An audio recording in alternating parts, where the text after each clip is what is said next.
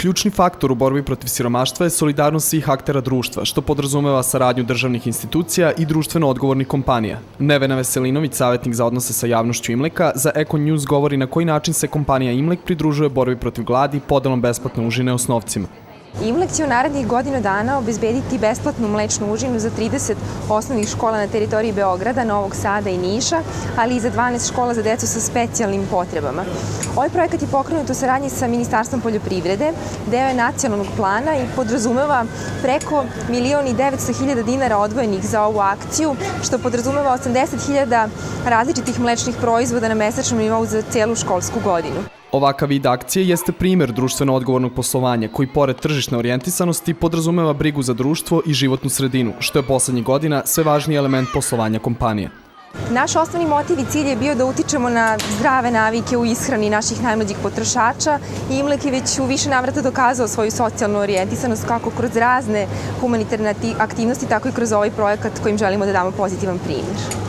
Banke hrane su jedan od primjera borbe protiv gladi. To su neprofitne humanitarne nevladine organizacije čiji je cilj borba protiv gladi, rasipanja hrane i siromaštva. Prva banka hrane je osnovana 1967. godine u Americi, a prva evropska 1984. godine u Francuskoj.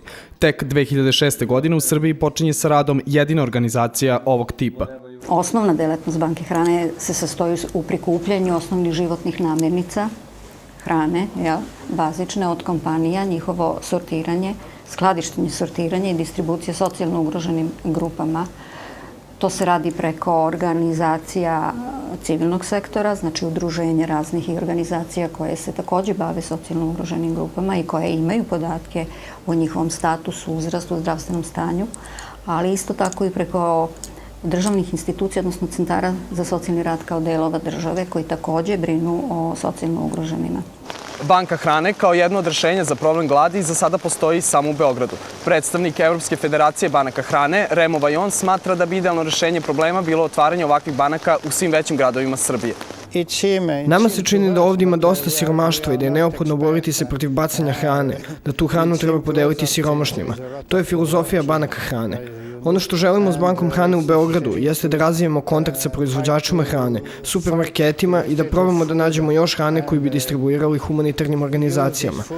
Mi hranu ne distribuiramo direktno korisnicima, već je dajemo humanitarnim organizacijama i pomažemo im u edukaciji. Smatramo da glavna tema nije hrana, već gladni i povećanje svesti o tom problemu. Jedan od načina kojim država podstiče društveno odgovorno poslovanje su poreske olakšice za doniranje hrane i novca. U Srbiji još uvek ne postoji ovakav vid zakonske regulative koja u Evropi predstavlja standard. Mi predlažemo da se smanje poreze supermarketima koji daju hranu u humanitarne svrhe. To može biti dobra pomoć banci hrane. Takođe, pojedinci i firme koji daju novac u ove svrhe trebalo bi da imaju poreske olakšice, kao što je slučaj u Francuskoj, Nemačkoj i drugim zemljama Zapadne Evrope.